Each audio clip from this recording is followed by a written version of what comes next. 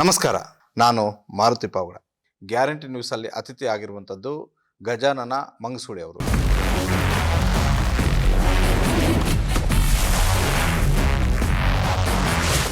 ಅಥಣಿ ವಿಧಾನಸಭಾ ಕ್ಷೇತ್ರವನ್ನು ನಾವು ನೋಡಿದಾಗ ಕಳೆದ 30 ವರ್ಷಗಳಿಂದಲೂ ಕೂಡ ಸತತವಾಗಿ ಪಕ್ಷವನ್ನು ಕಟ್ಟಿದ್ದಾರೆ, ಪಕ್ಷದ ಸಂಘಟನೆಯನ್ನು ಮಾಡಿದ್ದಾರೆ. ಆದರೆ ಇವತ್ತಿಗೂ ಕೂಡ ಅವರು ಏನು ಬಯಸಿದ್ರೋ ಅದು ಆಗ್ತಿಲ್ಲ. ಹಾಗಂತ ಅವ್ರೇನು ಕೊರಗ್ತಾ ಇಲ್ಲ. ಆದರೆ ಅಲ್ಪ ಸ್ವಲ್ಪ ಒಂದಷ್ಟು ಅಸಮಾಧಾನ ಬೇರೆ ಬೇರೆ ಕಡೆ ಯಾವ ರೀತಿ ಆಗಿದೆಯೋ ಆ ರೀತಿ ಇದ್ದೇ ಇದೆ. ಬಾವುಟ ಕಟ್ಟೋರು ಕೂಡ ಇರಲಿಲ್ಲ, ಬೂತಲ್ಲಿ ಕೂತ್ಕೊಳ್ಳೋ ಅಂಥವ್ರು ಕೂಡ ಇರಲಿಲ್ಲ. ಆ ಸಂದಿಗ್ಧ ಸಮಯದಲ್ಲಿ ಪಕ್ಷವನ್ನು ಕಟ್ಟಿದ್ರು. ಅಂಥವ್ರಿಗೆ ಅನ್ಯಾಯ ಆದರೆ ಸಹಜವಾಗಿ ಹಲವು ಕಾರ್ಯಕರ್ತರು ಮಾತಾಡ್ತಾರೆ. ಈ ಹಿಂದೆ ಹಲವು ಬಾರಿ ಅಥಣಿಯಲ್ಲಿ ಆ ಕೆಲಸವೂ ಕೂಡ ಆಗಿದೆ. ಈಗಲೂ ಕೂಡ ಆ ಅಸಮಾಧಾನ ಕೆಲ ಕಾರ್ಯಕರ್ತರಲ್ಲಿ ಮುಂದುವರೆದಿದೆ. ಆದರೆ ಆ ಅಸಮಾಧಾನ ಗಜಾನನ ಮಂಗಸೂಳಿ ಅವರಲ್ಲಿ ಇಲ್ಲ. ಅವರು ಯಾವಾಗಲೂ ಕೂಡ ಹೇಳ್ತಾರೆ, ನನಗೆ ಪಕ್ಷ ಇಂಪಾರ್ಟೆಂಟ್, ಕಾಂಗ್ರೆಸ್ ಹೈಕಮಾಂಡ್ ಎಲ್ಲವನ್ನು ಕೂಡ ನೋಡುತ್ತೆ ಅಂತ. ಸ್ವತಃ ಈಗ ನಮ್ಮ ಜೊತೆ ಇದ್ದಾರೆ. ಸರ್, ಕಾರ್ಯಕ್ರಮಕ್ಕೆ ಸ್ವಾಗತ. ನಮಸ್ಕಾರ ಸರ್. ನಮಸ್ಕಾರ. ಗಜಾನನ ಮಂಗಸೂಳಿ ಅವರೇ, ಹೇಗಿದ್ದೀರಿ? ಚೆನ್ನಾಗಿದ್ದೀನಿ ಸರ್. ಚೆನ್ನಾಗಿದ್ದೀನಿ. ಹೇಗೆ ನಡೆದಿದೆ ಸಂಘಟನೆ? ನಡೀತಾ ಇದೆ ಸರ್, ಚೆನ್ನಾಗಿ ನಡೀತಾ ಇದೆ. ಮಂಗಸೂಳಿ ಫ್ಯಾಮಿಲಿಗೂ ಮತ್ತು ಅಥಣಿ ವಿಧಾನಸಭಾ ಕ್ಷೇತ್ರಕ್ಕೂ ಭಾಳಷ್ಟು ದೊಡ್ಡ ಮಟ್ಟದ ಬೇರೆ ಬೇರೆ ವಿಚಾರಗಳಲ್ಲಿ ನಂಟಿದೆ ಅಂತ ಹೇಳ್ತಾರೆ ಸರ್. ಏನದು ಹಿಸ್ಟ್ರಿ ಅಂತ? ಅಥಣಿ ಕೆಲವು ಪ್ರತಿಷ್ಠಿತ ಕುಟುಂಬಗಳಲ್ಲಿ ನಮ್ಮದು ಒಂದು. Yes sir. ಆಗಿನ ಈಗ ಕರ್ನಾಟಕ ಅಲ್ಲ, ಆಗಿನ ಮುಂಬೈ ಪ್ರಾಂತ್ಯದಲ್ಲಿ ಒಂದು ದೊಡ್ಡ ಹೆಸರಾಗಿರ್ತಕ್ಕಂಥ ನಮ್ಮ ಕುಟುಂಬ, ನಮ್ಮ ಅಜ್ಜ ಆಗಿನ ಒಂದು ಮುಂಬೈ ಪ್ರಾಂತ್ಯದಲ್ಲೇ ಒಂದು ದೊಡ್ಡ ನಾಯಕರಾಗಿ ಗುರುತಿಸ್ಕೊಂಡವರು. ನಿಮಗೊಂದು ಉದಾಹರಣೆ ಹೇಳಬೇಕು ಅಂತಂದರೆ, ಈಗ ಭಾರತ ರತ್ನ, ಪದ್ಮಶ್ರೀ ಈ ಥರ ಯಾವುದು ಪ್ರಶಸ್ತಿಗಳಿದೆಯಲ್ಲ, ಆಗ ರಾವ್ ಸಾಹೇಬ್ ಮತ್ತು ರಾವ್ ಬಹದ್ದೂರ್ ಅನ್ನುವಂಥ ಅತ್ಯುನ್ನತ ಪ್ರಶಸ್ತಿಗಳು. ಅದನ್ನು 2 ಪ್ರಶಸ್ತಿ ತಗೊಂಡವರು ಬಹುಶಃ ಈ ಒಂದು ಆಗಿನ ಒಂದು ಮುಂಬೈ ಪ್ರಾಂತ್ಯದಲ್ಲಿ, ಈಗಿನ ಕರ್ನಾಟಕದಲ್ಲಿ ಒಬ್ಬರು ಅಂದರೆ ನಮ್ಮ ಅಜ್ಜ. ಓಕೆ. 1922ರಲ್ಲಿ ರಾವ್ ಸಾಹೇಬ್ ಪ್ರಶಸ್ತಿ, 1929ರಲ್ಲಿ ರಾವ್ ಬಹದ್ದೂರ್ ಪ್ರಶಸ್ತಿಯನ್ನು ಪಡೆದಂಥವರು. ಆಗಿನ ಕಾಲದಲ್ಲಿ ಈ ಒಂದು ಅಥಣಿ ಅಷ್ಟೇ ಅಲ್ಲ, ಒಂದು ಸಾಮಾಜಿಕ ಇಲ್ಲಿ ಒಂದು ಸುತ್ತಲಿನ ಇದನ್ನು ನೇತೃತ್ವವನ್ನು ತೆಗೆದುಕೊಂಡಂಥವ್ರು. ಹೀಗಾಗಿ ಈ ಕುಟುಂಬಕ್ಕೆ ಒಂದು ತನ್ನದೇ ಆದ ಒಂದು ಹಿನ್ನೆಲೆ ಇದೆ. ಮತ್ತು ಸರ್, ಈ ರಾವ್ ಬಹದ್ದೂರ್ ಎಸ್ ಮಂಗಸೂಳಿ ಫೌಂಡೇಶನ್ ಅಂತ ಕಟ್ಟಿದ್ರು. ಅದಾದ ಬಳಿಕ ಆ ಸಾಮಾಜಿಕ ಕೆಲಸಗಳು ಯಾವ ರೀತಿಯಾಗಿ ನಡೀತಾ ಇದ್ದಾವೆ ಅಂತ? ನಮ್ಮ ಅಜ್ಜನವರ ಹೆಸರು ಉಳಿಯುವ ಸಲುವಾಗಿ ಈಗ ಇಲ್ಲಿ ಒಂದು ಪ್ರತಿಷ್ಠಿತ ಬ್ಯಾಂಕ್, ಮುರುಗೇಂದ್ರ ಬ್ಯಾಂಕ್, 100 ವರ್ಷಗಳು ಆಗಿರುವಂಥ ಬ್ಯಾಂಕ್ ಅದು.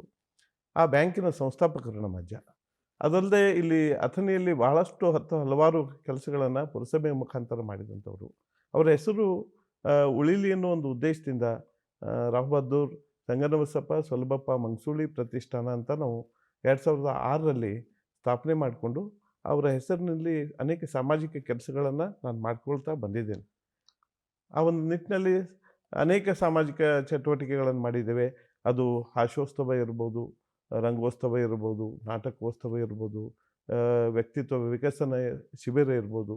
ಡಾಕ್ಟರ್ ರಾಜೇಂದ್ರ ಸಿಂಗ್ ಅಂತ ಮ್ಯಾಗ್ಸೆಸೆ ಪ್ರಶಸ್ತಿ ವಿಜೇತರನ್ನು ಇಲ್ಲಿ ಕರೆದು ನೀರಿನ ಸದ್ಬಳಕೆ ಕುರಿತ ಕಾರ್ಯಾಗಾರ ಇರ್ಬೋದು, ಹಲವಾರು ಸ್ಪರ್ಧೆಗಳಿರ್ಬೋದು, ಹಲವಾರು ಕಾರ್ಯಕ್ರಮಗಳನ್ನು, 100 ಕಾರ್ಯಕ್ರಮಗಳನ್ನು ಪ್ರತಿಷ್ಠಾನದ ಮೂಲಕ, ಮನೆ ಅಂಗಳದ ರಂಗೋಲಿ, ಹೀಗೆ ವಿಶೇಷ ಕಾರ್ಯಕ್ರಮಗಳು. ಅಥಣಿಗೆ ಏನದು ಮನೆ ರಂಗೋಲಿ ಅಂದ್ರೆ ಮನೆ ಮುಂದೆ ಪ್ರತಿಯೊಬ್ಬರು ರಂಗೋಲಿ ಹಾಕಬೇಕು. ಅದನ್ನ ನಮ್ಮ ಎಲ್ಲ ಟೀಮು ಇಡೀ ಅಥಣಿಯಲ್ಲಿ ಹೋಗಿ ಅದನ್ನ ಜಡ್ಜ್ ಮಾಡಿ ಅದರಲ್ಲಿ ಯಾರು ಚೆನ್ನಾಗಿ ಹಾಕ್ತಾರೋ ಅದನ್ನ ಅವರಿಗೆ ಬಹುಮಾನ ಕೊಡುವಂಥದ್ದು. ಪೂಜ್ಯ ಸಿದ್ದೇಶ್ವರ ಅಪ್ಪಾಜಿಯವರ ಅಮೃತಹಸ್ತದಿಂದ ಆ ಒಂದು ಕಾರ್ಯಕ್ರಮ ನಾವು ಏರ್ಪಡಿಸಿದ್ದೀವಿ. ಅಲ್ಲ, ಅದೇನು ಪ್ರತಿ ವರ್ಷ ಮಾಡ್ತೀರಾ ಹೆಂಗೆ? ಇಲ್ಲ, ಪ್ರತಿ ವರ್ಷ ಬೇರೆ ಬೇರೆ ಕಾರ್ಯಕ್ರಮಗಳನ್ನು, ವಿಶೇಷ ಕಾರ್ಯಕ್ರಮ, ಅಥಣಿಯಲ್ಲಿ ಆಗದೆ ಇರುವಂಥದ್ದು ಕಾರ್ಯಕ್ರಮ. ದಸರಾ ದಾಂಡಿಯಾ ಇರ್ಬೋದು, ಹಾಸ್ಯೋತ್ಸವದಲ್ಲಿ ಟಿವಿಯಲ್ಲಿ ಬರ್ತಕ್ಕಂಥ ಎಲ್ಲ ಕಲಾವಿದರನ್ನ ಇಲ್ಲಿ ಕರೆಸಿ ನಾವು ಹಾಸ್ಯೋತ್ಸವ ಕಾರ್ಯಕ್ರಮ ಮಾಡಿರುವಂಥದ್ದು ಇರ್ಬೋದು. 100 ಕಾರ್ಯಕ್ರಮ ಮಾಡಿದ್ದೀವಿ. ಮತ್ತೆ ಅದ್ರ ಜೊತೆಗೇನೆ ರೋಟರಿ ಕೆಲಸನೂ ಕೂಡ ಮಾಡ್ತಿದ್ದೀರಾ? ರೋಟರಿಯಿಂದ ನಾನು ರೋಟರಿ ಇಲ್ಲಿ ಸಂಸ್ಥಾಪಕ ಅಧ್ಯಕ್ಷ. 27 ವರ್ಷದಿಂದ ಆ ರೋಟರಿ ಮುಖಾಂತರ 27 ವರ್ಷದಿಂದ ಕೆಲಸ ಮಾಡ್ತಾ ಇದ್ದೀವಿ ಸರ್. ರೋಟರಿ ಮುಖಾಂತರ ಸಾವಿರಾರು ಜನರಿಗೆ, ಲಕ್ಷಾಂತರ ಜನರಿಗೆ ಒಂದು ಉಪಯೋಗ ಆಗುವಂಥ ಕೆಲಸ ಮಾಡಿದ್ದೀವಿ. ಅನೇಕ ಉಚಿತ ಆರೋಗ್ಯ ತಪಾಸಣಾ ಶಿಬಿರಗಳನ್ನು, ಉಚಿತ ಆಪರೇಷನ್ ಮಾಡುವಂಥದ್ದನ್ನು ಭಾಳಷ್ಟು ಮಾಡಿದ್ದೀವಿ. ಅದ್ರ ಜೊತೆ ಶಾಲೆಗಳಿಗೆ ಡೆಸ್ಕ್ ಇರ್ಬೋದು, ಕಂಪ್ಯೂಟರ್ ಇರ್ಬೋದು, ಗ್ರೀನ್ ಬೋರ್ಡ್ ಇರ್ಬೋದು, ಆಮೇಲೆ ಪ್ರೊಜೆಕ್ಟರ್ ಇರ್ಬೋದು, ಶಾಲೆಗಳಿಗೆ ಟಾಯ್ಲೆಟ್ ಬ್ಲಾಕ್ ಕೊಡುವಂಥದ್ದು ಇರ್ಬೋದು, ಶುದ್ಧ ಕುಡಿಯುವ ನೀರಿನ ಘಟಕ ಕೊಡುವಂಥದ್ದು ಇರ್ಬೋದು. ಹೀಗೆ ಹಲವಾರು ವಿಶೇಷವಾಗಿ ಶಿಕ್ಷಣ ರಂಗಕ್ಕೆ ನಾವು ಹೆಚ್ಚಿನ ಒತ್ತನ್ನು ಕೊಟ್ಟು ಮಾಡಿದ್ದೇವೆ. ಮಹಿಳೆಯರಿಗೆ ಹೊಲಿಗೆ ಯಂತ್ರ ಕೊಡುವಂಥದ್ದು ಇರ್ಬೋದು, ಈ ರೋಟರಿ ಉತ್ಸವದಂಥ ಅನೇಕ ಒಂದು ಮನರಂಜನೆ ಕೊಡುವಂಥ ಕಾರ್ಯಕ್ರಮ ಇರ್ಬೋದು. 27 ವರ್ಷದಿಂದ ಭಾಳಷ್ಟು ಕಾರ್ಯಕ್ರಮ ಮಾಡಿದ್ವಿ ಸರ್.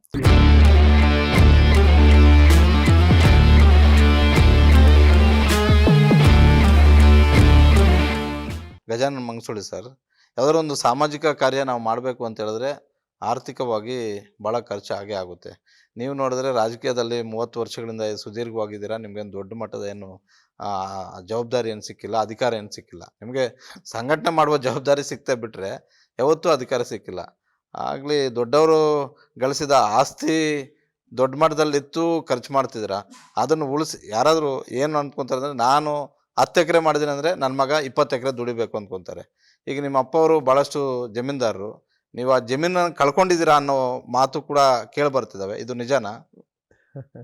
ಸರ್, ಈಗ ನನ್ನ ದೃಷ್ಟಿಯಲ್ಲಿ ಆಸ್ತಿಗಿಂತ ಜನರನ್ನ ಒಂದು ಆಸ್ತಿ ಮಾಡ್ಕೋಬೇಕು ಅನ್ನೋವಂಥ ಉದ್ದೇಶ ಇಟ್ಕೊಂಡು ಬಂದಂಥವ್ನು ನಾನು. ಈಗ ನಾನು 2 ಬಾರಿ ಪುರಸಭೆ ಸದಸ್ಯನಾಗಿದ್ದೆ. ಟೋಟಲ್ 4 ಬಾರಿ ಪುರಸಭೆ ಸದಸ್ಯನಾಗಿದ್ದೆ ಓಕೆ ಓಕೆ. ಇಲ್ಲಿ ಅಥಣಿಯಲ್ಲಿ. ನಾನು ಮನಸ್ಸು ಮಾಡಿದ್ರಲ್ಲಿ ಏನು ಬೇಕಾದರೂ ಮಾಡ್ಬೋದಾಗಿತ್ತು. ಯಾವುದೇ ರೀತಿ ಒಂದು ಶುದ್ಧ ಕೈ ಇಟ್ಕೊಂಡು ನಾನು 4 ಬಾರಿನೂ ಆಡಳಿತವನ್ನು ನಡೆಸಿರುವಂಥದ್ದು.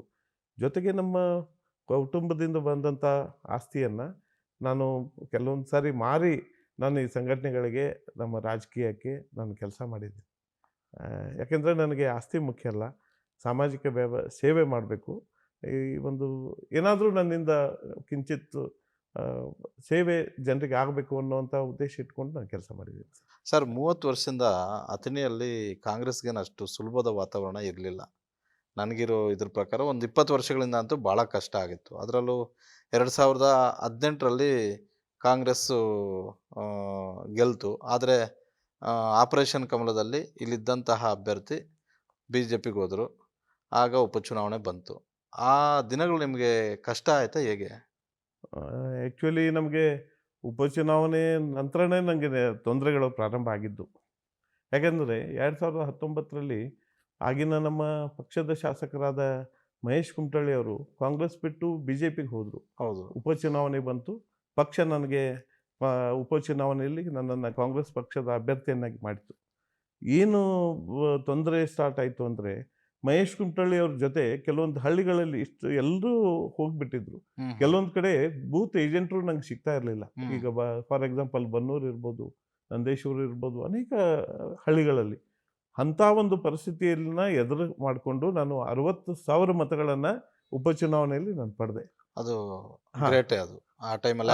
ಅದರಲ್ಲಿ ಅನೇಕ ನಮಗೆ ಒಳಗಡೆ ಹೊರಗಡೆ ವಿರೋಧ ಇದ್ರೂ ಸಹಿತ ಅದನ್ನು ಮೆಟ್ಟಿ ನಾವು 60,000 ಓಟನ್ನು ಪಡೆದು ನಾನು ಸೋತರೂ ಸಹಿತ ನಾನು ಸುಮ್ಮನೆ ಕೂಡಿರಲಿಲ್ಲ. ಎಲ್ಲಿ ಸೋತಿದ್ದೀವಿ ಅಲ್ಲೇ ಗೆದ್ದು ತೋರಿಸ್ಬೇಕು ಅಂತ ಸೋತು ಮರುದಿನದಿಂದಲೇ ನಾನು ಸಂಘಟನೆಗೆ ತೊಡ್ಕೊಂಡೆ. ಇವತ್ತು ಪಕ್ಷದ ಕಾರ್ಯಕ್ರಮ ಇರ್ಬೋದು, ಹೋರಾಟಗಳಿರ್ಬೋದು, ಸ್ಥಳೀಯ ಸಮಸ್ಯೆಗಳಿಗೆ ಇರ್ಬೋದು, ಎಲ್ಲದಕ್ಕೂ ಒಂದು ದನಿಯಾಗಿ ನಿಂತ್ಕೊಂಡು ಎಲ್ಲರನ್ನ ಕರೆದುಕೊಂಡು ಪಕ್ಷ ಸಂಘಟನೆ ಮಾಡಿ ಬೂತ್ ಮಟ್ಟದಲ್ಲಿ ಸಂಘಟನೆಯನ್ನು ಮಾಡಿ ಪ್ರತಿ ಹಳ್ಳಿಗಳಲ್ಲಿ ನಾವು ಒಂದು ಸುತ್ತಾಡಿ ನಮ್ಮ ಪಕ್ಷದ ಸಂಘಟನೆಯನ್ನು ಯಾವ ರೀತಿ ಮಾಡಿದ್ವಿ ಅಂತಂದರೆ, ಇಲ್ಲಿ ಒಬ್ಬ ಕಾರ್ಯಕರ್ತರಿಗೂ ಟಿಕೆಟ್ ಕೊಟ್ಟರು 23ರಲ್ಲಿ ಪಕ್ಷ ಗೆಲ್ಲಬೇಕು ಅಂಥ ಒಂದು ವಾತಾವರಣವನ್ನು ನಿಮಗೆ ನಿರ್ಮಾಣ ಮಾಡಿದ್ವಿ. ಅದಕ್ಕೆ ಒಂದು ಸಣ್ಣ ಉದಾಹರಣೆ ಹೇಳ್ತೀನಿ. ಕಳೆದ 18 ವರ್ಷದಿಂದ ನಮ್ಮ ಪುರಸಭೆಯಲ್ಲಿ ನಾವು ಆಡಳಿತದಲ್ಲಿ ಇರಲಿಲ್ಲ. ಆದರೆ ಚುನಾವಣೆಗೆ 23 ಚುನಾವಣೆಗಿಂತ ಮುಂಚೆ ಇಲ್ಲಿ ಪುರಸಭೆ ಚುನಾವಣೆ ಆಯಿತು. ಆವಾಗ ನಮ್ಮ ವಿರೋಧ ಬಣದಲ್ಲಿ ಲಕ್ಷ್ಮಣ್ ಸವದಿಯವರು DCM ಅವರು ಮತ್ತು ಮಹೇಶ್ ಕುಮಟಳ್ಳಿ ಅವರಿದ್ದರು. ಅವರು ಇಬ್ಬರೂ ವಿರೋಧದಲ್ಲಿದ್ದರೂ ಸಹಿತ ನಮಗೆ ಕಾಂಗ್ರೆಸ್ ಪಕ್ಷಕ್ಕೆ 15 ಸೀಟ್ಗಳು ನಮಗೆ ಬಂದು, ಅವರಿಬ್ಬರು ಜಂಟಿಯಾಗಿ ಏನು ಸ್ಪರ್ಧೆ ಮಾಡಿದರು, ಅವರಿಗೆ 9 ಸೀಟ್ಗಳು ಬಂತು, ನಮಗೆ 15 ಸೀಟ್ಗಳು ಬಂತು, 3 ಇಂಡಿಪೆಂಡೆಂಟ್ ಸೀಟ್ ಬಂತು. 18 ವರ್ಷಗಳ ನಂತರ ನಮಗೆ ಅಥಣಿ ಜನತೆ ನಮ್ಮ ಕಾಂಗ್ರೆಸ್ ಪಕ್ಷಕ್ಕೆ ಆಶೀರ್ವಾದ ಮಾಡಿದರು. ಇದು ಏನು ತೋರಿಸ್ತದೆ ಅಂದರೆ 23ರ ಒಂದು ಚುನಾವಣೆ ದಿಕ್ಸೂಚಿಯನ್ನು ತೋರಿಸ್ತಿತ್ತು. 100%. ಅದೇ ಪ್ರಕಾರ 23 ಚುನಾವಣೆಯಲ್ಲಿ ಸವದಿಯವರು ಇಲ್ಲಿ ಬಂದ ತಕ್ಷಣ 76,122 ಮತಗಳ ಲೀಡನ್ನು ನಾವೆಲ್ಲರೂ ಸೇರಿ ಕೊಡಿಸಿದ್ದೀವಿ. ಅದರಲ್ಲಿ ನಮ್ಮದೆಲ್ಲ ಶಿವಪಾಲಿದೆ. ಅಲ್ಲ, ಸಾರ್ವತ್ರಿಕ ಚುನಾವಣೆ ಎದುರಿಸೋದಕ್ಕೂ ಉಪಚುನಾವಣೆ ಎದುರಿಸೋದಕ್ಕೂ ಭಾಳ ವ್ಯತ್ಯಾಸಗಳಿರ್ತವೆ. ಈಗ ಮಹೇಶ್ ಕುಮಟಳ್ಳಿ ಅವರು ಕಾಂಗ್ರೆಸ್ಸನ್ನು ಬಿಟ್ಟು BJPಗೆ ಹೋದಾಗ ಸವದಿ ಅವರು ಅಲ್ಲೇ ಇದ್ದರು. DCM ಕೂಡ ಆಗಿದ್ರು. ಹೌದು ಸರ್. ಮಹೇಶ್ ಕುಮಟಳ್ಳಿ ಜೊತೆ ಇಡೀ ಸರ್ಕಾರ ಇತ್ತು. ಅವರು ಎರಡೂ ಮತಗಳು ಕೂಡ ಒಗ್ಗಟ್ಟಾಗಿ ಬಂದರೆ ಅವ್ರ ಗೆಲುವು ಬಹಳಷ್ಟು ಸುಲಭ ಅನ್ನೋ ಲೆಕ್ಕಾಚಾರವೂ ಕೂಡ ಇತ್ತು. ಆ ನಡುವೆನೂ ಕೂಡ ಆ ರಿಸ್ಕು ತಗೊಳ್ಳೋದಕ್ಕೆ ನೀವು ಮನಸ್ಸು ಮಾಡಿದ್ದು ಹೇಗೆ? ಆ ರಿಸ್ಕ್ ಅಂತ ದೊಡ್ಡ ರಿಸ್ಕನ್ನು ತಗೊಳ್ಳೋದಕ್ಕೆ ನಿಮ್ಮ ಇಡೀ ಕುಟುಂಬ ನಿಮ್ಮ ಜೊತೆ ಸಾಥ್ ಕೊಡ್ತಾ ಹೋಯ್ತು ಅಂತ. ಯಾಕಂದರೆ ಒಂದು ಕಡೆ ಕಾರ್ಯಕರ್ತರಿಲ್ಲ, ಮಹೇಶ್ ಕುಮಟಳ್ಳಿ ಜೊತೆ ಹೋಗಿದ್ದಾರೆ. ಸಹಜ, ಸರ್ಕಾರ ಯಾರ್ದಿರುತ್ತೋ ಅವ್ರ ಜೊತೆ ಶಾಸಕರ ಜೊತೆ ಕಾರ್ಯಕರ್ತರು ಕೂಡ ಹೋಗೋದು. ನಿಷ್ಠಾವಂತ ಕಾರ್ಯಕರ್ತರು ಅಂತ ಹೇಳೋರು ಮಾತ್ರ ಇರ್ತಾರೆ. ಬೇರೆ ಕಾರ್ಯಕರ್ತರು ನಾಯಕನ ಗೆದ್ದೆತ್ತಿನ ಬಾಲ ಹಿಡೀರಿ ಅನ್ನೋರೇ ಭಾಳಷ್ಟು ಜನ ಇರ್ತಾರೆ. ಆ ಪರಿಸ್ಥಿತಿಯಲ್ಲಿ ಆ ಚುನಾವಣೆಯನ್ನು ಹೇಗೆ ಫೇಸ್ ಮಾಡಿದ್ರಿ ಅಂತ? ಸರ್, ನನಗೆ ಆ, ಪಕ್ಷ ಸರ್ಕಾರದಲ್ಲಿದ್ದಾಗ ಅನೇಕ ಜನ ಮುಂದೆ ಬರ್ತಾರೆ. ಆದರೆ ವಿರೋಧ ಪಕ್ಷದಲ್ಲಿದ್ದಾಗ, ಅದರಲ್ಲೂ ಉಪಚುನಾವಣೆ ಅಂತಿದ್ದಾಗ ಮುಂದೆ ಬರೋದು ಕಷ್ಟ. ಆದರೆ ನಾನು ಪಕ್ಷದ ಅಸ್ತಿತ್ವ ಉಳಿಸೋಸ್ಕರ ಇಲ್ಲಿ ಅಥಣಿಯಲ್ಲಿ ಪಕ್ಷದ ಅಸ್ತಿತ್ವಕ್ಕಾಗಿ ನಾನು ಸ್ಪರ್ಧೆ ಮಾಡಬೇಕು. ಅದಕ್ಕೆ ಏನೇ ಆಗಲಿ ಅದನ್ನು ನಾನು ಎದುರಿಸ್ಬೇಕು ಅಂತ ನಿರ್ಧಾರ ಮಾಡಿನೇ ನಮ್ಮ ನಾಯಕರೇನು ನನ್ನ ಮೇಲೆ ಒಂದು ವಿಶ್ವಾಸ ಇಟ್ಟು ಒಂದು ಟಿಕೆಟನ್ನು ಬಿ ಫಾರ್ಮನ್ನು ಕೊಟ್ಟಿದ್ದರು. ಅದಕ್ಕೆ ನಾನು ಪ್ರಾಮಾಣಿಕವಾಗಿ ಪ್ರಯತ್ನ ಮಾಡಿದೆ. 2023ಕ್ಕೆ ಏಕಾಏಕಿ ನಿಮಗೂ ಕೂಡ ಗೊತ್ತಿಲ್ಲದೆ ಇರುವಂತಹ ರೀತಿಯಲ್ಲಿ ಅಚ್ಚರಿ ರೂಪದಲ್ಲಿ ಅಲ್ಲಿಂದ ಹೆಸರು ಬರುತ್ತೆ, ಘೋಷಣೆ ಆಗುತ್ತೆ. BJPಯಿಂದ ಬಂದಂತಹ ಲಕ್ಷ್ಮಣ ಸವದಿ ಅವ್ರಿಗೆ ಟಿಕೆಟ್ ಸಿಗುತ್ತೆ. ನೀವು ಪಕ್ಷ ಸಂಕಷ್ಟದಲ್ಲಿದ್ದಾಗ ಇಡೀ ಕ್ಷೇತ್ರವನ್ನು ಸುತ್ತಾಡಿ ಪಕ್ಷವನ್ನು ಸಂಘಟನೆ ಮಾಡಿದಂಥವ್ರಿಗೆ ಮಣೆ ಹಾಕೋದಿಲ್ಲ. ಆ ಕ್ಷಣದಲ್ಲಿ ಬೇರೆ ಯಾರೂ ನಿಮ್ಮನ್ನು ಅಪ್ರೋಚ್ ಮಾಡಿರಲಿಲ್ವಾ? ಇಲ್ಲ ನಿಮ್ಮ ನಾಯಕರು ನಿಮಗೆ ಸ್ಪಷ್ಟವಾದಂಥ ಯಾವುದಾದ್ರೂ ಒಂದು ಭರವಸೆಯನ್ನು ಕೊಟ್ಟಿದ್ದೀರಾ? ಸರ್, ಆ ಒಂದು ಸಂದರ್ಭ ಒಂದು ಅನಿರೀಕ್ಷಿತವಾಗಿ ಬಂದಂಥ ಸಂದರ್ಭ. ನಾವೆಲ್ಲ ನಾನಂತರೂ ನನಗೆ ಟಿಕೆಟ್ ಸಿಗ್ತದೆ ಅಂತ ಎಲ್ಲ ರೀತಿಯ ತಯಾರಿ ಮಾಡಿಕೊಂಡಿದ್ದೆ. ನಾನು ಗೆಲ್ಲುವಂಥ ವಿಶ್ವಾಸನೂ ನನ್ನಲ್ಲಿತ್ತು. ಆದರೂ ಕೊನೆ ಒಂದು ಕ್ಷಣದಲ್ಲಿ ಸವದಿಯವರು ನಮ್ಮ ಪಕ್ಷಕ್ಕೆ ಬಂದಾಗ ನಾನು ಪಕ್ಷದ ನಿರ್ಣಯವನ್ನು ಸ್ವಾಗತಿಸುವಂಥ ಒಂದು ಅನಿವಾರ್ಯತೆ ನನಗಿತ್ತು. ಆ ಒಂದು ನಿಟ್ಟಿನಲ್ಲಿ ನಾನು ಪಕ್ಷಕ್ಕಾಗಿ ಪಕ್ಷ ಏನು ನಿರ್ಣಯ ತಗೋತದೋ ಅದಕ್ಕೆ ನಿರ್ಣಯಕ್ಕೆ ತಲೆಬಾಗಿ ಅವರ ಒಂದು ಗೆಲುವಿಗೆ ಹಗಲು ಇರಲು ನಾನು ಶ್ರಮ ವಹಿಸಿ ಅವರಿಗೆ ನಾನು ಸಾಥ್ ಕೊಟ್ಟೆ. ಅದಕ್ಕೆ ಮುಂದೆ ನಮ್ಮ ಪಕ್ಷ ನಮ್ಮನ್ನು ಯಾವುದಾದ್ರೂ ಒಂದು ಒಳ್ಳೆಯ ರೀತಿಯ ಅವಕಾಶ ನಮ್ಗೆ ಕೊಡ್ತದೆ ಅನ್ನುವಂಥ ವಿಶ್ವಾಸ ಅವತ್ತೂ ಇತ್ತು, ಇವತ್ತೂ ಇದೆ. ಆ ಒಂದು ವಿಶ್ವಾಸದಲ್ಲೇ ನಾನು ಕೆಲಸ ಮಾಡ್ತಾಯಿದ್ದೀನಿ. ಅಲ್ಲ, ಅವತ್ತು ಸೌದಿ ಅವ್ರಿಗೆ ಟಿಕೆಟ್ ಕೊಟ್ಟಿದ ತಕ್ಷಣ ಏಕಾಏಕಿ ನಿಮಗೊಂದು ಕ್ಷಣ ಅನ್ನಿಸ್ಲಿಲ್ವಾ? ನಾನು 3 ವರ್ಷ ದುಡಿದಿದ್ದೀನಿ, 27 ವರ್ಷ ಕಾಂಗ್ರೆಸ್ಸಲ್ಲೇ ನಾನು ಕಳೆದಿದ್ದೀನಿ, ಇನ್ನು ರಾಜಕೀಯ ಭಾಳ ವರ್ಷಗಳು ನಾನು ಮಾಡೋದಕ್ಕೆ ಆಗೋದಿಲ್ಲ, ಇದು ಒಳ್ಳೆ ಟೈಮ್. ಒಂದು ವೇಳೆ ನೀವು ಪಕ್ಷೇತರ ಅಭ್ಯರ್ಥಿ ಆಗೋ ಇಲ್ಲ ಬೇರೆ ಯಾರಾದರೂ ಕರೆದಾಗ ಅವ್ರ ಜೊತೆ ಹೋಗಿದರೆ ನಿಮ್ಮ ರಾಜಕೀಯ ಚಿತ್ರಣವೇ ಬದಲಾಗ್ತಿತ್ತೇನೋ, ಈ ಲೆಕ್ಕಾಚಾರಗಳು ನಿಮ್ಗೆ ಒಳ್ಳೆಯಿಲ್ವ ಅವತ್ತು?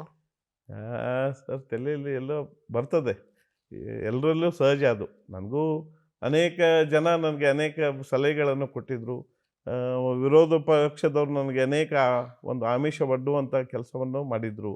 ಆದರೆ ನನಗೆ ಆಮಿಷಕ್ಕೆ ನಾನು ಬಲಿಯಾಗದೆ ಅನೇಕ ಜನ ನನಗೆ ಬಂಡಾಯ ಅಭ್ಯರ್ಥಿಯಾಗಿ ನಿಲ್ಲಕ್ಕೆ ಹೇಳಿದರು. ಆದರೂ ನನ್ನ ಪಕ್ಷ ನನ್ನ ತಾಯಿ ಸ್ಥಾನದಲ್ಲಿದೆ. ತಾಯಿಗೆ ಒಂದು ದ್ರೋಹ ಮಾಡುವಂಥ ಕೆಲಸ ಮಾಡೋದು ಬೇಡ. ಪಕ್ಷದ ಮೇಲೆ ವಿಶ್ವಾಸ ಇಡೋಣ. ಇಂದಲ್ಲ ನಾಳೆ ನಮಗೆ ಪಕ್ಷ ನಮ್ಮ ಸೇವೆಯನ್ನು ಗುರುತಿಸ್ತದೆ ಅನ್ನುವಂಥ ವಿಶ್ವಾಸ ಇಟ್ಕೊಂಡು ನನಗೆಷ್ಟೇ ನೋವಾದರೂ ಸಹಿತ ಹೊರಗೆ ಒಂದು ಕ್ಷಣನೂ ನಾನು ತೋರಿಸ್ಕೊಳ್ದೆ ಅವರ ಗೆಲುವಿಗೆ ನಾನು ಕೆಲಸ ಮಾಡಿದ್ದೀನಿ ಸರ್. DK ಶಿವಕುಮಾರ್ ನೋಡಿದ್ರೆ ವ್ಯಕ್ತಿ ಪೂಜೆ ಮಾಡಬೇಡಿ, ಪಕ್ಷ ಪೂಜೆ ಮಾಡಿ ಅಂತಾರೆ. ಭಾಳಷ್ಟು ಸಲ 2023ರಲ್ಲಿ ಟಿಕೆಟ್ ಕೊಡುವಂಥ ಒಂದು ಸಂದರ್ಭದಲ್ಲಿ ಹಲವರಿಗೆ ಟಿಕೆಟ್ ಕೊಡಲಿಲ್ಲ. ಫಾರ್ ಎಕ್ಸಾಂಪಲ್ ಉಮಾಶ್ರೀ ಟಿಕೆಟ್ ಕೊಡಲಿಲ್ಲ, ಆಮೇಲೆ ಪಕ್ಷ ಅಧಿಕಾರಕ್ಕೆ ಬಂತು, MLC ಮಾಡಿದ್ರು.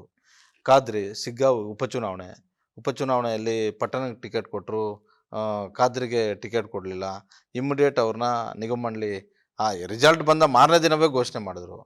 ಹಾಗಾದರೆ ಆ ಥರ ನಿಮ್ಮ ಬಗ್ಗೆ ಇಲ್ವಾ? ಕಾಂಗ್ರೆಸ್ ಹೈಕಮಾಂಡ್ಗಾಗಲಿ ಇಲ್ಲ, ಸಿದ್ದರಾಮಯ್ಯ DK ಶಿವಕುಮಾರ್ ಅವ್ರಿಗಾಗಲಿ ಅಲ್ಲ, ಇದು ನನ್ನಿದು ಏನಂದರೆ DK ಶಿವಕುಮಾರ್ ಹೇಳ್ತಾರೆ ವ್ಯಕ್ತಿ ಪೂಜೆ ಮಾಡಬೇಡಿ, ಪಕ್ಷ ಪೂಜೆ ಮಾಡಿ ಅಂತ ಒಂದು ಡೈಲಾಗು. ಇನ್ನೊಂದು ಸಿದ್ದರಾಮಯ್ಯ ಅವರು ನಮ್ಮನ್ನು ನಂಬಿದ್ರೆ ನಾವು ಯಾರನ್ನೂ ಕೂಡ ಮೋಸ ಮಾಡಲ್ಲ ಅಂತಾರೆ. ಹಾಗಾದರೆ ನಿಮಗೆ ಅಕ್ಷರಶಃ ಇಬ್ಬರು ಸೇರಿ ಮೋಸ ಮಾಡಿದಾರಲ್ಲ? ಇಲ್ಲ, ಮೋಸ ಅಂತಲ್ಲ, ಅವರು ಅವಕಾಶ ಕೊಡ್ತಾರೆ. ಆದರೆ ಅದಕ್ಕೆ ಒಂದು ಸರಿಯಾದ ಟೈಮ್ ಬರಬೇಕು. ನಮಗಿನ್ನೂ ಟೈಮ್ ಬಂದಿಲ್ಲ ಅನ್ನಿಸ್ತದೆ.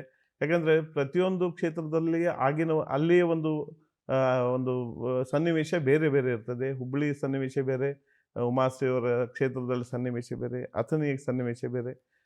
ನನಗೆ ಅನ್ನಿಸ್ತದೆ ಅವ್ರು ಕೊಡ್ಬೋದು. ಅದಕ್ಕಾಗಿ ನಾನು ಕಾಯ್ತಾ ಇದ್ದೀನಿ. ಆ ಒಂದು ದಿನ ಬರ್ಬೋದು ಅನ್ನೋವಂಥ ವಿಶ್ವಾಸದಲ್ಲಿ ಇದ್ದೀನಿ. ಖಂಡಿತ ನನ್ನ ಪಕ್ಷದ ನನ್ನ ಕೈ ಬಿಡಲ್ಲ ಅನ್ನೋವಂಥ ವಿಶ್ವಾಸ ನನಗಿದೆ. ಸರ್, ಒಂದು ಡಿ ಕೆ ಶಿವಕುಮಾರ್ ಅವ್ರಿಗೂ ಕೂಡ ಒಬ್ಬ ಪಿ ಸಿ ಸಿ ಅಧ್ಯಕ್ಷರಾಗಿ ಅವ್ರಿಗೂ ಇರಬೇಕು. ಯಾವ ಕಾರ್ಯಕರ್ತ ನಿಷ್ಠಾವಂತರಾಗಿ ಕೆಲಸ ಮಾಡಿದ್ದಾರೆ ಅಂತ. ಇನ್ನೊಂದು ಮುಖ್ಯಮಂತ್ರಿ ಆಗಿರುವಂತಹ ಸಿದ್ದರಾಮಯ್ಯ ಅವ್ರಿಗೂ ಕೂಡ 224 ಕ್ಷೇತ್ರಗಳ ನಾಡಿ ಮಿಡಿತ ಗೊತ್ತಿರಬೇಕು. ನನಗನ್ಸುತ್ತೆ ಅದರ ಬಗ್ಗೆ ಸಂಪೂರ್ಣ ಮಾಹಿತಿ ಇಬ್ಬರಿಗೂ ಕೂಡ ಇದೆ. ಯಾಕಂದರೆ ನನಗೆ ಗೊತ್ತು ಅವರು ಯಾವ ರೀತಿ ರಾಜಕೀಯ ಮಾಡ್ತಾರೆ ಅಂತ ಹೇಳ್ಬಿಟ್ಟು. ಪ್ರತಿ ವಿಧಾನಸಭಾ ಕ್ಷೇತ್ರದ ಇಂಚಿಂಚು ಮಾಹಿತಿ ಇರುತ್ತೆ. ಯಾವ ಯಾವ ಅಭ್ಯರ್ಥಿ ಕೆಲಸ ಮಾಡ್ತಿದ್ದಾರೆ, ಯಾವ ನಾಯಕ ಕೆಲಸ ಮಾಡ್ತಾರೆ, ಯಾವ ನಾಯಕ ಬರೀ ಗೆದ್ದೆತ್ತಿನ ಬಾಲ ಹಿಡಿತಾರೆ, ನಾಯಕರುಗಳ ಹಿಂದೆ ಸುತ್ತಾಡ್ತಾರೆ ಅಂತ ಹೇಳ್ಬಿಟ್ಟು. ಆದರೆ ಅವರು ಇಬ್ಬರಿಗೂ ಕೂಡ ಮನವರಿಕೆ ಮಾಡ್ಕೊಡ್ಬೇಕಾಗಿರುವಂಥದ್ದು ಯಾರು ಅಂತ ಹೇಳಿದ್ರೆ ಅದು ಯಾವುದೇ ಕ್ಷೇತ್ರ, ನಾನು ಅಥಣಿ ಅಂತ ಹೇಳ್ತಿಲ್ಲ.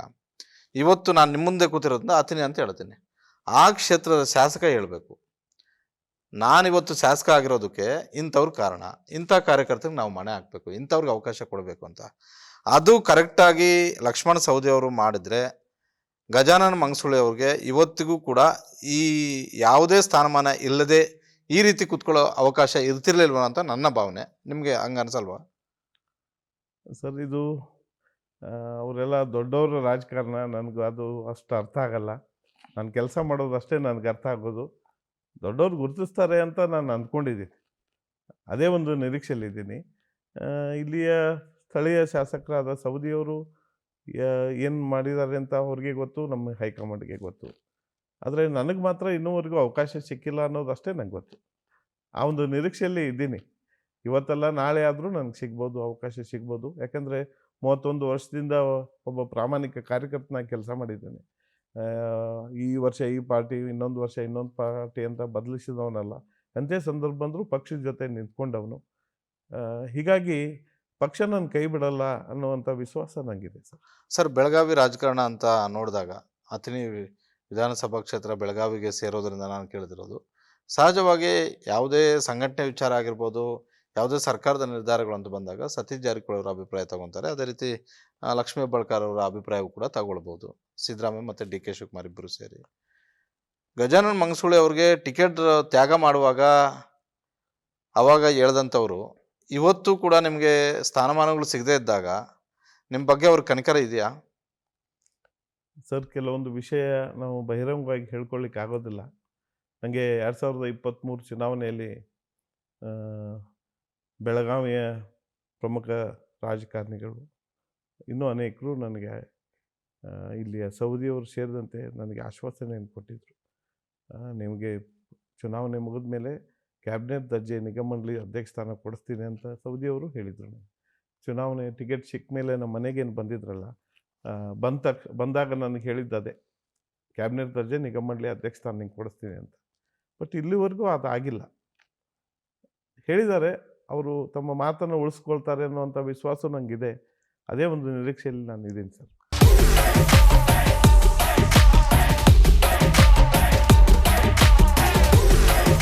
ನೀವು ಭಾಳಷ್ಟು ವರ್ಷಗಳ ಕಾಲ ಅಥಣಿಯಲ್ಲಿ ಸೌದಿ ವಿರುದ್ಧ ರಾಜಕಾರಣ ಮಾಡ್ಕೊಂಡು ಬಂದಿರೋದೇ ನಿಜ. ಕಳೆದ 2 ವರ್ಷಗಳಿಂದ ಬಿಟ್ಟರೆ ಮೊದಲೆಲ್ಲ ಅವರು ಬಿ ಜೆ ಪಿಯಲ್ಲಿದ್ದರು, ತಾವು ಕಟ್ಟ ಕಾಂಗ್ರೆಸ್ಸಿಗರು.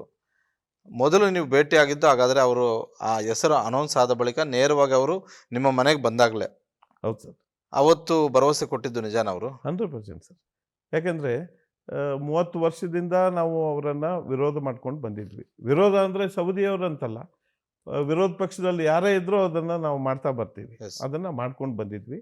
ಚುನಾವಣೆಗೆ ಟಿಕೆಟ್ ಸಿಕ್ಕ ನಂತರ ಅವರು ಅಥಣಿಗೆ ಬಂದ ತಕ್ಷಣ ನಮ್ಮ ಮನೆಗೆ ಬಂದಿದ್ದರು. ಬಂದಾಗ ಅವರು ಕೊಟ್ಟ ಆಶ್ವಾಸನೆ ಅದೇ, ನಿನಗೆ ಅನ್ಯಾಯ ಆಗಿದೆ, ಕ್ಯಾಬಿನೆಟ್ ದರ್ಜೆ ನಿಗಮ-ಮಂಡಳಿ ಅಧ್ಯಕ್ಷ ಸ್ಥಾನ ಕೊಡಿಸುವಂಥ ಕೆಲಸ ನಾನು ಮಾಡ್ತೀನಿ ಅಂತ. ಆ ಒಂದು ಆಶ್ವಾಸನೆ ನಂಬಿಕೊಂಡು ಅವರ ಬೆನ್ನತ್ತಿ ನಾನು ಅವರ ಒಂದು ಗೆಲುವಿನಲ್ಲಿ ಒಂದು ಸಿಂಹಪಾಲು ನಂದಿದೆ ಅಂತ ಹೇಳಿದ್ರೆ ತಪ್ಪಾಗಲಾರ್ದು. ನಂದಷ್ಟೇ ಅಲ್ಲ, ನಮ್ಮೆಲ್ಲ ಮುಖಂಡರದು, ನಮ್ಮೆಲ್ಲ ಕಾರ್ಯಕರ್ತರು, ನಮ್ಮ ಹಳೆಯ ವಿಶೇಷವಾಗಿ ನಮ್ಮ ಹಳೆಯ ಕಾಂಗ್ರೆಸ್ ಕಾರ್ಯಕರ್ತರು ಭಾಳಷ್ಟು ಒಂದು ಸಂದಿಗ್ಧ ಪರಿಸ್ಥಿತಿಯಲ್ಲಿದ್ದರು ಆವಾಗ. ಯಾಕೆಂದರೆ ನಾವು ಇಲ್ಲಿವರೆಗೂ ವಿರೋಧ ಮಾಡಿಕೊಟ್ಟಂಥ ವ್ಯಕ್ತಿಗೆ ನಾವು ಬೆನ್ನು ಹತ್ತುವಂಥ ಪರಿಸ್ಥಿತಿ ಇತ್ತು. ಅವ್ರನ್ನ ಹಳೆಯ ಕಾಂಗ್ರೆಸ್ ಕಾರ್ಯಕರ್ತರಿಗೆಲ್ಲ ನಾನು ಕನ್ವಿನ್ಸ್ ಮಾಡಿ, ಇವರು ನಮ್ಮ ಪಕ್ಷಕ್ಕೆ ಬಂದಿದ್ದಾರೆ, ನಮಗೆ ಯಾವತ್ತೂ ಅವ್ರು ಅನ್ಯಾಯ ಮಾಡಲ್ಲ, ಅವ್ರ ಬಗ್ಗೆ ನಾವೆಲ್ಲ ವಿಶ್ವಾಸ ಇಡೋಣ, ಅವ್ರನ್ನ ಗೆಲ್ಲಿಸೋಣ, ಅವ್ರು ನಮ್ಮನ್ನು ಕಾಯ್ತಾರೆ ಅನ್ನೋವಂಥದ್ದು ವಿಶ್ವಾಸವನ್ನು ನಮ್ಮ ಕಾರ್ಯಕರ್ತರಲ್ಲಿ ತುಂಬಿ ನಾನು ಚುನಾವಣೆಯಲ್ಲಿ ಅವರಿಗೆ ಅನುಕೂಲ ಆಗುವಂಥದ್ದು ಮಾಡಿದೆ. ನಾನು 2023 ವಿಧಾನಸಭಾ ಚುನಾವಣೆಯಲ್ಲಿ ಗಜಾನನ ಮಂಗಸೂಳಿ ಅವರು ಕೆಲಸ ಮಾಡದೇ ಇದ್ದರೆ 2018ರಲ್ಲಿ ಬಿ ಜೆ ಪಿಯಿಂದ ಸೋತಿದ್ದಂತಹ ಲಕ್ಷ್ಮಣ ಸವದಿ ಅವರು 2023ರಲ್ಲೂ ಕೂಡ ಸೋಲ್ತಿದ್ರು. ಈ ಚರ್ಚೆ ನಿಮ್ಮ ಅಥಣಿಯಲ್ಲಿರುವಂತಹ ಮೂಲ ಕಾಂಗ್ರೆಸ್ ಕಾರ್ಯಕರ್ತರಲ್ಲಿದೆ. ಇದು ನಿಜಾನಾ? ಹಾಗೇನಿಲ್ಲ ಸರ್, ಹಾಗೇನಿಲ್ಲ. ಒಬ್ಬರಿಂದಲೇ ಅಲ್ಲ, ನಾನು ನೀವು ಒಬ್ಬರೇ ಗೆಲ್ಸಿದ್ರ ಅಂತ ನಾನು ಹೇಳ್ತಿಲ್ಲ. ಎಲ್ಲರೂ ಸೇರಿದಾಗ ಅದು ಆಗ್ತದೆ. ಆ, ಆ ಒಂದು ಸನ್ನಿವೇಶ ನಾವು ಯೋಚನೆ ಮಾಡಕ್ಕೂ ಆಗಲ್ಲ. ಯಾಕಂದ್ರೆ ಅಲ್ಲ, ನಾನು ಯಾಕೆ ಕೇಳ್ತಿದ್ದೀನಿ ನಮ್ಗೆ, ಅಂದ್ರೆ ಬೈ ಎಲೆಕ್ಷನ್ ನಲ್ಲಿ ಹ್ಮ್, ಕುಮಟಳ್ಳಿ ಮತ್ತೆ ಸೌದಿ ಇಬ್ರು ಸೇರಿ ಇಡೀ ಸರ್ಕಾರ ಸೇರಿ ಎಲೆಕ್ಷನ್ ಮಾಡಿದಾಗ ನೀವು 67,000 ಓಟ್ ತಗೊಂತೀರಾ. ನೀವು 2023ರಲ್ಲಿ ಅದೇ ಕುಮಟಳ್ಳಿ ಅವರ ವಿರುದ್ಧ 2018ರಲ್ಲಿ ಸೋತಿದ್ದಂತಹ ಲಕ್ಷ್ಮಣ ಸವದಿ ಅವರು ಬಂದು ಇಲ್ಲಿ ಕಾಂಗ್ರೆಸ್ ಅಭ್ಯರ್ಥಿ ಆಗ್ತಾರೆ. ಅವ್ರ ಜೊತೆ ನೀವು ನಿಂತ್ಕೊಳ್ಳಿಲ್ಲ, ಅವ್ರ ಜೊತೆ ನಿಮ್ಮ ಹಿಂದಿರುವಂತಹ ಬೆಂಬಲಿಗರು ನಿಂತ್ಕೊಳ್ಳಿಲ್ಲ, ಅವ್ರ ಜೊತೆ ಅತಿನಿಯ ಮೂಲ ಕಾಂಗ್ರೆಸ್ ನಾಯಕರುಗಳು ನಿಂತ್ಕೊಳ್ಳಿಲ್ಲ ಅಂತ ಹೇಳಿದ್ರೆ ಲಕ್ಷ್ಮಣ ಸವದಿಯವರು ಗೆಲ್ತಿದ್ರ? ಗೆಲ್ತಿದ್ರು ಸೋಲ್ತಿದ್ರು ಅದು ದೇವರಿಗೆ ಗೊತ್ತಂಥದ್ದು. ಅವ್ರಿಗೆ ಕಷ್ಟ ಆಗ್ತಾಯಿತ್ತು, 100% ಕಷ್ಟ ಆಗ್ತಾಯಿತ್ತು. ಆದರೆ ನಾವು ಯಾರೂ ಆ ಕೆಲಸ ಮಾಡಲಿಲ್ಲ, ಅವರಿಗೆ ಬೆಂಬಲಿಸುವಂಥ ಕೆಲಸ ಮಾಡಿದ್ವಿ. ಯಾಕಂದರೆ ನಮ್ಮ ಪಕ್ಷಕ್ಕೆ ಯಾರೇ ಬಂದರೂ ಸಹಿತ ಅವ್ರು ನಮ್ಮವರು ಅಂತ ಒಪ್ಪಿಕೊಳ್ಳುವಂಥದ್ದು, ಅವರನ್ನು ಅಪ್ಪಿಕೊಳ್ಳುವಂಥ ಕೆಲಸ ನಾವಾಗಲಿ, ನಮ್ಮ ಮುಖಂಡರಾಗಲಿ, ನಮ್ಮ ಕಾರ್ಯಕರ್ತರಾಗಲಿ ಮಾಡ್ಕೊತ ಬಂದಿದ್ದೀವಿ ನಾವು. ಆ ರೀತಿ ನಾವು ಅವ್ರಿಗೆ ಬೆಂಬಲ ಮಾಡಿದ್ದೀವಿ. ಇನ್ನು ಇವ್ರನ್ನೆಲ್ಲ ಕಾಯುವಂಥದ್ದು ಕೆಲಸ ಅವ್ರು ಮಾಡಬೇಕಷ್ಟೆ. ಮಂಗಸೂಳಿ ಅವರು ಮನೆಗೆ ಲಕ್ಷ್ಮಣ ಸವದಿ ಅವರು ಬಂದಾಗ ಇದ್ದಂತಹ ಸ್ನೇಹ, ರಾಜಕೀಯ ಸ್ನೇಹ ಸಂಬಂಧ ಇವತ್ತಿಗೂ ಕೂಡ ಲಕ್ಷ್ಮಣ ಸವದಿ ಅವ್ರ ಜೊತೆ ನಿಮ್ಮ ಸ್ನೇಹ ಸಂಬಂಧ ಹಂಗೆ ಇದೆಯಾ? ರಾಜಕೀಯದಲ್ಲಿ ಯಾವುದೂ ಶಾಶ್ವತ ಅಲ್ಲ ಸರ್. ಇವೆಲ್ಲ ಈಗ ಅದನ್ನು ಶಾಶ್ವತ ಅಂತ ಹೇಳಿಕ್ಕೆ ಆಗೋದಿಲ್ಲ. ನಾವು ಯಾವುದೇ ಒಂದು, ಅವರೇನು ನಮ್ಮ ವಿರೋಧಿಗಳಲ್ಲ, ನಮ್ಮ ಪಕ್ಷದ ಶಾಸಕರು. ಆದರೆ ಕೆಲವೊಂದು ವಿಷಯಗಳಲ್ಲಿ ಅವರು ನಮ್ಮ ಮೂಲ ಕಾಂಗ್ರೆಸ್ ಕಾರ್ಯಕರ್ತರನ್ನ ನಿರ್ಲಕ್ಷ್ಯ ಮಾಡ್ತಾ ಇರುವಂಥ ವಿಷಯದಲ್ಲಿ ನಮಗೆ ಮತ್ತು ಅವರಿಗೆ ಒಂದು ಭೇದ ಇದೆ. ಅದನ್ನು ನಾನು ಇಲ್ಲಿ ಬಹಿರಂಗವಾಗಿ ಹೇಳಲಿಕ್ಕೆ ನಾನು ಸಿದ್ಧನಿಲ್ಲ. ಪಕ್ಷದ ಚೌಕಟ್ಟಿನಲ್ಲಿ ಪಕ್ಷದ ವರಿಷ್ಠರು ಕೇಳಿದರೆ ಏನು ಸಮಸ್ಯೆ ಇದೆ ಅನ್ನೋದನ್ನು ನಾನು ಹೇಳ್ತೀನಿ. ಸೂಕ್ತ ಕಾಲದಲ್ಲಿ, ಸೂಕ್ತ ಸಮಯದಲ್ಲಿ, ಸೂಕ್ತ ಸ್ಥಳದಲ್ಲಿ ಅಂದರೆ ವರಿಷ್ಠರು ಕೇಳಿದರೆ 4 ಗೋಡೆಗಳ ಮಧ್ಯೆ ಏನು ಸಮಸ್ಯೆ ಆಗಿದೆ ಅನ್ನೋದನ್ನು ನಾನು ಹೇಳೋಕ್ಕೆ ಸಿದ್ಧ ಇದ್ದೇನೆ. ಬಹಿರಂಗವಾಗಿ ಪತ್ರಿಕೆಗಳಿಗೆ ಅಥವಾ ಬಹಿರಂಗವಾಗಿ ಹೇಳಿಕೆ ಕೊಟ್ಟು ಪಕ್ಷಕ್ಕೆ ಮುಜುಗರ ಆಗುವಂಥ ಸನ್ನಿವೇಶ ನಾನು ತರೋದಕ್ಕೆ ಇಷ್ಟಪಡೋದಿಲ್ಲ ಸರ್. ನೀವೇ ರಾಜಕೀಯಕ್ಕೆ ನಿಮ್ಮ ಕುಟುಂಬದಿಂದ ಲಾಸ್ಟ್, ಇಲ್ಲ ನಿಮ್ಮ ಮಕ್ಕಳನ್ನು ಕೂಡ ರಾಜಕೀಯಕ್ಕೆ ಕರೆತರಬೇಕು, ಇಲ್ಲ ಈಗಲೇ ನಿಮ್ಮ ಜೊತೆ ಏನಾದರೂ ಅವರು ಹೆಜ್ಜೆ ಹಾಕ್ತಿದಾರಾ? ಇಲ್ಲ ಸರ್, ನನ್ನ ವೈಯಕ್ತಿಕ ಆಲೋಚನೆ ಅಂದರೆ ಮಕ್ಕಳನ್ನು ಈ ಒಂದು ಕ್ಷೇತ್ರಕ್ಕೆ ತರಬಾರ್ದು ಅಂತ ನಾನು ಯೋಚನೆ ಮಾಡಿದ್ದೀನಿ ಸರ್. ನಿಜವಾಗಿ ನಿಮಗೆ ಹೇಳೋದಂತಂದ್ರೆ ಈ ರಾಜಕೀಯ ನನಗೆ ಕೊನೆಗೊಳ್ಳಿ ಅಂತ. ಯಾಕಂದರೆ ಈಗಿನ ರಾಜಕಾರಣದಲ್ಲಿ ಪ್ರಾಮಾಣಿಕರಿಗೆ ಬೆಲೆ ಇಲ್ಲ ಸರ್. ಮತ್ತು ಇಂಥ ಒಂದು ಸಂದಿಗ್ಧ ರಾಜಕಾರಣದಲ್ಲಿ ನಮ್ಮ ಮುಂದಿನ ನಮ್ಮ ಮಕ್ಕಳಿಗೆ ತರೋದಕ್ಕೆ ನನಗೆ ಇಷ್ಟ ಇಲ್ಲ ಸರ್. ಕಾರ್ಯಕ್ರಮದಲ್ಲಿ ಭಾಗವಹಿಸೋದಕ್ಕೆ ಧನ್ಯವಾದಗಳು ಸರ್. ಧನ್ಯವಾದಗಳು ಸರ್, ತಮಗೂ. ಇದಿಷ್ಟು ಗಜಾನನ ಮಂಗಸೂಳಿ ಅವರ ಮನದಾಳದ ಮಾತು. ಭಾಳಷ್ಟು ಸ್ಪಷ್ಟವಾಗಿ ಹೇಳ್ತಿದ್ದಾರೆ, ನಾನು ಪಕ್ಷಕ್ಕಾಗಿ ನಿಷ್ಠಾವಂತ ಕಾರ್ಯಕರ್ತನಾಗಿ ಕೆಲಸ ಮಾಡಿದ್ದೀನಿ ಸುಮಾರು 27 ವರ್ಷಗಳಿಂದ. ನಾನೇನು ಯಾವ ಪಕ್ಷಕ್ಕೂ ಕೂಡ ಹೋಗಲಿಲ್ಲ. ಬೇರೆ ಬೇರೆ ಪಕ್ಷಗಳಿಂದ ನನಗೆ ಕರೆ ಬಂದರೂ ಕೂಡ ಆ ಕಡೆ ತಿರುಗೂ ಕೂಡ ನೋಡಲಿಲ್ಲ. ಆದರೆ ಕಾಂಗ್ರೆಸ್ ಪಕ್ಷಕ್ಕಾಗಿ, ಕಾಂಗ್ರೆಸ್ ಸಿದ್ಧಾಂತಕ್ಕಾಗಿ ಪ್ರತಿದಿನವೂ ಕೂಡ ಹೋರಾಟ ಮಾಡುವಂತಹ ಒಂದು ಕೆಲಸವನ್ನು ಮಾಡ್ತಾ ಇದ್ದೀನಿ ಅನ್ನುವಂಥ ಒಂದು ಮಾತನ್ನು ಹೇಳ್ತಾ ಇದ್ದಾರೆ. ಇದಾಗಿತ್ತು ಇವತ್ತಿನ ಗ್ಯಾರಂಟಿ ನ್ಯೂಸ್ನ ವಿಶೇಷ ಕಾರ್ಯಕ್ರಮ. ಸುದ್ದಿ ಖಚಿತ, ನ್ಯಾಯ ನಿಶ್ಚಿತ.